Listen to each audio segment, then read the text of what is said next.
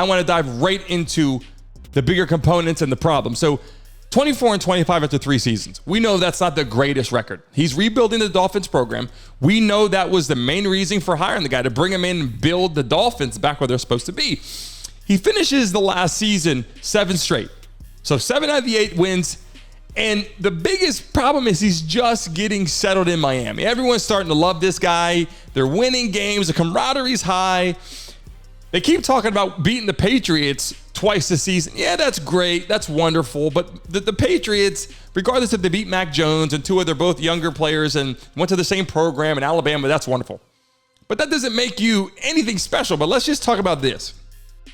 Coach Brian Flores, let's pull him up. Coach Brian Flores, okay, he's loved in the locker room. He's loved by his players.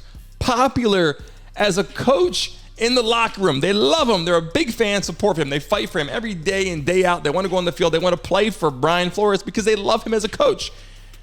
The popularity in the office, in the front office and management is probably terrible. That's why he's gone. So I want to pull up something that's kind of important. Let's pull this up for a minute.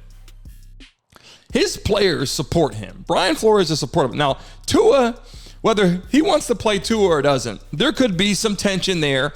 I don't know if there is, but there could be some tension there, some turmoil, right? Because something was going on with the quarterback play when they were putting players in and taking players out. There was something going on there.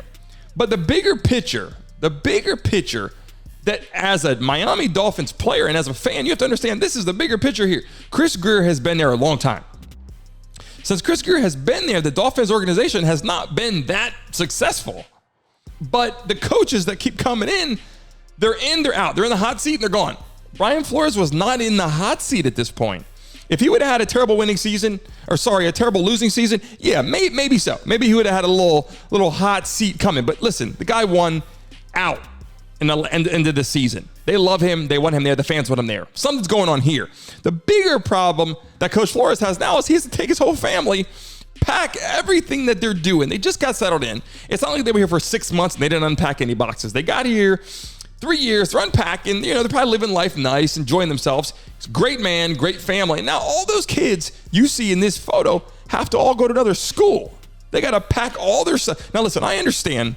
Like, people do this. Players, they get traded, they're gone. Coaches, they get fired, they're gone. Military people, they move state to state. People do that for a living. I understand that. I'm with you there. But when it happens for no apparent reason, hey, we're going to take you and put you there. For what? Why is he fired? This is a problem that the NFL as a whole has, because you have people buying into the NFL organizations. Steve Ross has been there for a long time. He's been there. He's going through coach after coach after coach. This is like, another type of business where guys come and they go.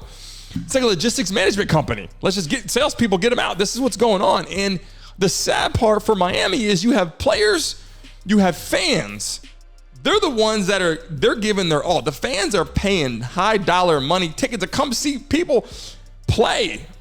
And if they love your coach, they love your players, that's a good time to keep those people standing there. So as an NFL organization and as the NFL entirely as a whole, this is a question that you have to ask. Hey, what's going on? What's going on with the Miami Dolphins? They weren't winning. Now they're winning. Now their coach is gone.